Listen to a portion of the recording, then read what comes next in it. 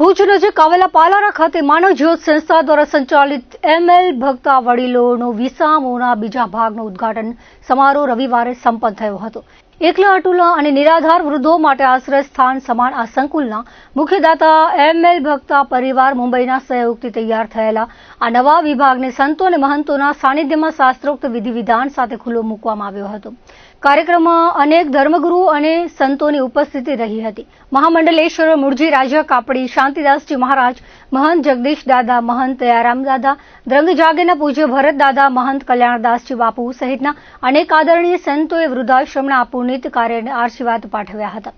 માનવજ્યોત સંસ્થા દ્વારા કચ્છમાં માનવ સેવા, જીવદયા, પર્યાવરણ અને વ્યસન મુક્તિ જેવી 49 જેટલી સેવાકીય પ્રવૃત્તિઓ નિરંતર ચલાવવામાં આવે છે, જેમાં વડીલોનો વિસામો એક મહત્વપૂર્ણ કડી છે। આ આશ્રમનો પ્રથમ ભાગ 2 મે 2026ના રોજ ખુલ્લો મૂકવામાં આવ્યો હતો, જે અત્યાર સુધીમાં 12 જેટલા નિરાધાર વૃદ્ધો માટે આધારસ્તંભ બની ચૂક્યો છે। હવે બીજા ભાગના નિર્માણથી વધુ જરૂરિયાતમંદ વડીલોને રહેવાની વ્યવસ્થા મળી રહેશે। શ્રી રામેશ્વર મહાદેવ મંદિર પાછળ પાલારા ખાતે નિર્મિત આ સેવાધામ માનવતાની સેવા માટેનું એક ઉત્કૃષ્ટ ઉદાહરણ પૂરું પાડી રહ્યું છે। આ પ્રસંગે માનવજ્યોત પરિવાર અને ભક્તા પરિવાર દ્વારા ઉપસ્થિત રહેલા તમામ સંતો અને શ્રેષ્ઠીઓનો આભાર વ્યક્ત કરવામાં આવ્યો હતો। આજે માનવજ્યોત સંચાલિત વડીલોના વિસામો ભાગ 2 ખુલ્લું મૂકવામાં આવ્યું। તેમાં જે અમારા મુખ્ય દાતા જે છે એ પધાર્યા નથી, પણ એના અમને શુભેચ્છા મળેલી છે।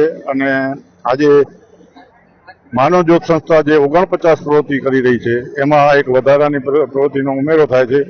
અને તમે જાણો જ છો કે વડીલોનો વિસામો અને વડીલોને આપણે સાચવણી કરવી એટલે જેમ છોડને આપણે ઉછેરવો હોય ને એનાથી, કે નાના બાળકને ઉછેરવો ને એનાથી અઘરું કામ છે, કારણ કે એને લાગણીની ભૂખ હોય છે।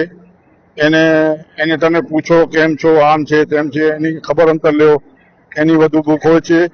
પછી દરેકની અલગ અલગ ચોઈસ હોય છે, એટલે એ બધી સંભાળ રાખવાની જવાબદારી માનવજ્યોત સંસ્થાની થઈ ગઈ છે આજથી।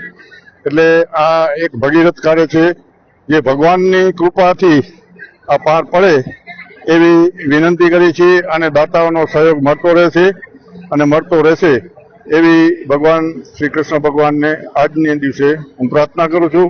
અને કાર્યક્રમ સરસ ગયો અને આવો નવા કાર્યક્રમ ભગવાનની કૃપાથી થતા રહે એવી શુભેચ્છા।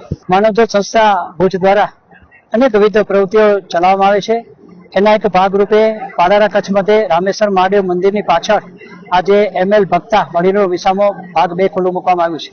અમારા વંદનીય દાતા શ્રી એમએલ ભક્તા સાહેબ, આજે આશીષભાઈ ભક્તા, આ પરિવાર મુંબઈમાં રહે છે છતાં પણ કચ્છની ચિંતા સેવે અને કચ્છમાં જ્યારે દાનની જરૂર પડે ત્યારે મહત્વ રકમથી દાન આપે એવા અમારા દાતાશ્રીના સહયોગથી આજે વડીલો માટે વધારે 20 રૂમો ખુલ્લા મૂકવામાં આવ્યા છે। પહેલા અમે લોકોએ 7 રૂમ ખુલ્લા મૂક્યા, આજે 20 રૂમ ખુલ્લા મૂક્યા છે। એમાં ભોજન ખંડ, કિચન, લાઇબ્રેરી, મેડિકલ રૂમ, સંત કુટીર, ઉપાશ્રય એવી અનેકવિધ સુવિધાઓ રાખવામાં આવી છે કે અહીં જે વડીલો આવે એને લાઇબ્રેરી પર મળે વાંચવા માટે દરેક રીતે રૂમોની અંદર પણ સગવડ કરવામાં આવી છે। ગરમ પાણી, ઠંડુ પાણી, જમવાની વ્યવસ્થા દરેક રીતે। હજુ પણ અમે લોકો ગાર્ડન બનાવી રહ્યા છીએ આ વડીલો માટે। અનેકવિધ સુવિધાઓ સાથેનું આ આશ્રમ આજે ખુલ્લું મૂકવામાં આવ્યું છે। લોકોનો સહયોગ મળ્યો છે, દાતાઓનો સહયોગ મળ્યો છે।